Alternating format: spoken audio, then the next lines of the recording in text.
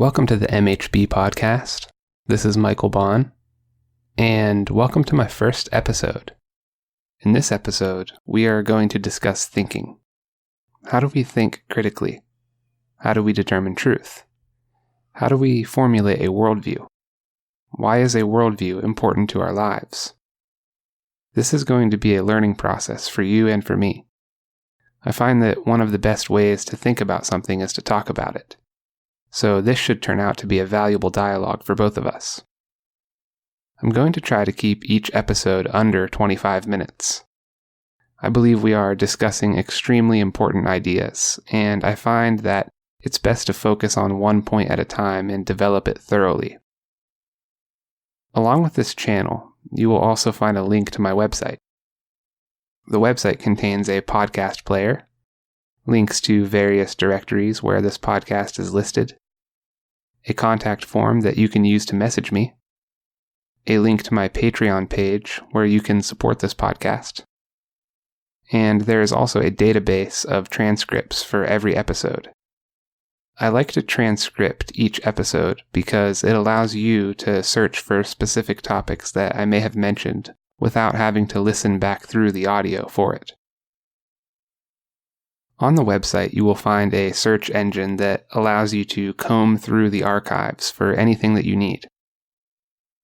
Now, before we get into our discussion, I want to tell you a little bit about myself. I've always been a truth seeker. For most of my life, I was satisfied with my own answers to the questions of why are we here and what happens to us when we die. Then as I got older and ventured further into the world, I quickly found out that my worldview was not based on truth. I experienced what Carl Jung called a psychic death. A psychic death occurs when a set of assumptions by which you've constructed your identity collapses and you are left with nothing but the self. You may have heard of this phenomenon as rock bottom. Jung believed that you could rebuild your worldview from rock bottom. Since my worldview was based on my own invented beliefs about reality, and since it failed so thoroughly, I decided to look elsewhere to at least gather more information. I started thinking. So, the first area I want to discuss tonight is critical thinking. Critical thinking is defined as the objective analysis and evaluation of an issue in order to form a judgment. We use critical thinking to separate facts from opinions and determine the quality of ideas. Critical thinking is not bound to the framework of the scientific method. They are not the same thing. The scientific method was conceptualized in the 17th century as part of natural science. It consists of systematic observation, measurement, experiment, formulation, testing, and modification of hypotheses. Critical thinking predates the scientific method by thousands of years. And that's not to say that one is better than the other. They are just apples and oranges. John Lennox illustrates the distinction between critical thinking and the scientific method with this example. Say you have a pot of water boiling on the stove. Why is the water boiling? Using the scientific method, your answer may sound like this. The water is boiling because heat is radiating from the coils and being conducted by the metal of the pot, agitating the water molecules and heating them up. Heat rises and thus the water boils as it reaches 212 degrees Fahrenheit. Now, let's examine that same proposition from a different angle. Why is the water boiling?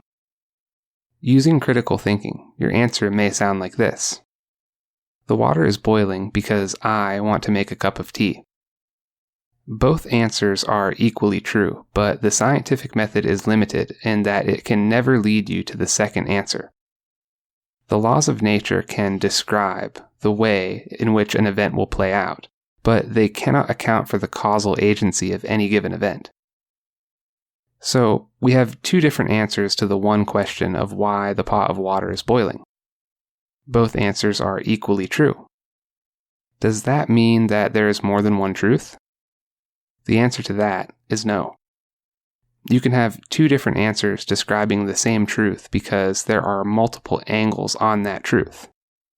Reality is composed of more than material, and so the scientific method can never deliver a whole truth when answering a question that encompasses the whole of reality. That is because some things, like why I chose to boil the water, cannot be described by natural law. We understand that critical thinking is the objective analysis and evaluation of an issue in order to form a judgment. Now let's talk more about truth. There is one truth, and anything that differs from the truth is opinion. In order for something to be true, it must withstand the scrutiny of 5 different criteria. These are not in order of importance. First is empirical adequacy.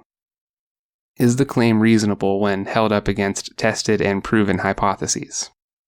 For example, if I tell you that I can go outside and pick up a rock, drop it, and watch it float away, then you know my claim is not reasonable on grounds of empirical adequacy. Second is logical consistency. Does the claim refute itself? You might think this one is obvious, but it is actually a criteria that gets overlooked in Western culture. Have you ever heard someone say that there are no absolutes and everything is based on individual interpretation? That's what is called a self-refuting claim. You can't posit an absolute statement saying that there are no absolutes.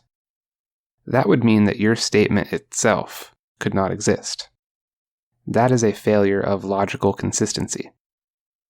So, the truth is good if it maintains empirical adequacy, logical consistency, and next what we are looking for is a satisfaction of coherence theory. Does the truth hold up when all of the facts involved are taken in their entirety? The classic example of when a truth claim falls apart under coherence theory is when an aspect of it has to be taken out of context in order to fit the other 4 criteria. This happens all the time when journalists throw up shocking headlines about a person or event without letting you know the whole story. If they told you the whole story, it wouldn't be as shocking. So, they remove enough context to accomplish their goal. In order for something to be true, it must remain true when all of its context is present. That is how you satisfy coherence theory. Next up in the testing of a truth claim is correspondence theory. Does all of the truth correspond with all of reality? One of the best examples of this is consciousness. We don't know what consciousness is. We don't know if it is material or if it is something else. But we do know that it exists. And so presenting a truth claim that does not allow for consciousness would be to violate correspondence theory. Finally, we have the 5th criteria, which is experiential relevance. Have you experienced this truth before? Now remember, this is just one of the 5 criteria, but it is important.